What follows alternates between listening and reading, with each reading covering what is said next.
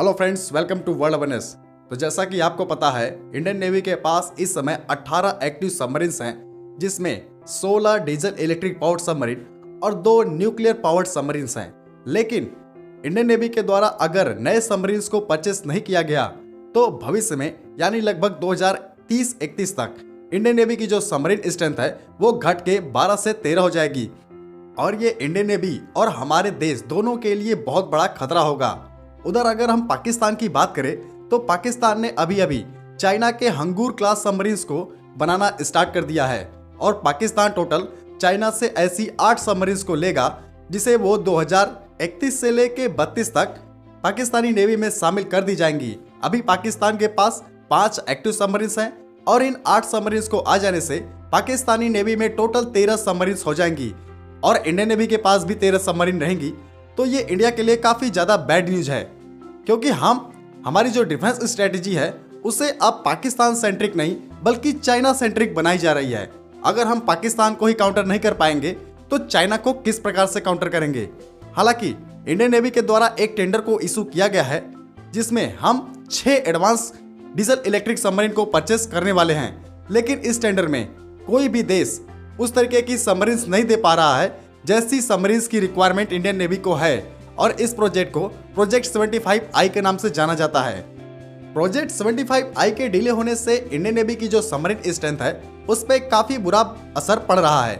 इसीलिए Indian navy ने अब ये फैसला लिया है कि अब वो जो फ्रांस के द्वारा स्कॉर्पियन क्लास सबमरीन को बना रहे हैं, जिसे भारत में कलवरी क्लास सबमरीन के नाम से भी जाना जाता है, उसकी संख्या को इंक्रीज करेंगे। हम आपको बता दें कि फ्रांस से इंडिया की डील हुई थी टोटल 6 सबमरीन बनाने की, लेकिन अब इसे 6 और संख्या में बढ़ा दिया जाएगा। यानी अब ऐसी टोटल 12 सबमरीन्स को मैन्युफैक्चर किया जाएगा और ये जो नई सबमरीन्स होंगी वो पुरानी कलवरी क्लास सबमरीन से बहुत ज़्यादा एडवांस होंगी और उनमें इंडिजीनियस कंटेंट भी ज़्यादा होगा। इसके साथ ही ये जो नई सबमरीन्स होंगी उनमें AIP सिस्टम भी दिया जाएगा। AIP सिस्टम का मतलब है एयर इंडिपेंडेंट प्रपल्जन सिस्टम।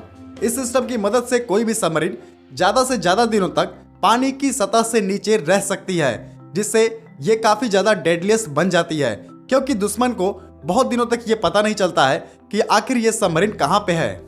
ये जो AIP सिस्टम है, इसी की वजह से जो प्रोजेक्ट 75I है उसमें डिले हो रहा है, क्योंकि कोई भी कंट्री इस AIP सिस्टम को इंडिया को ऑफर नहीं कर रही है।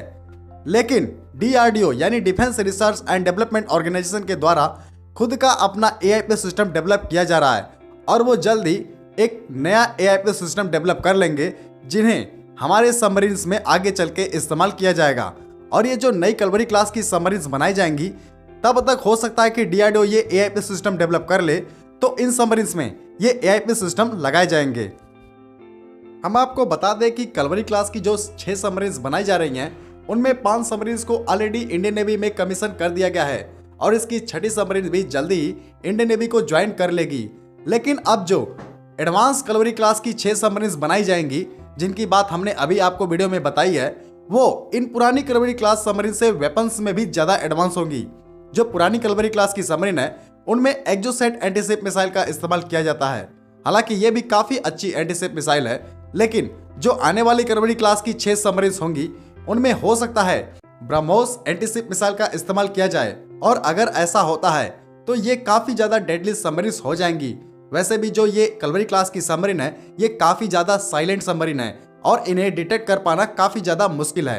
अगर हम बात करें वहीं पे चाइनीज सबमरीन की, तो चाइनीज सबमरीन्स में वाइब्रेशन काफ़ी ज़्यादा होता है, यानी उनमें नॉइजी इंजन का इस्तेमाल किया जाता है और उनका डिज़ाइन भी स्टील्थियर नहीं होता है और इन सबमरीन्स को काफ़ी आसानी से डिटेक्ट किया जा सकता है।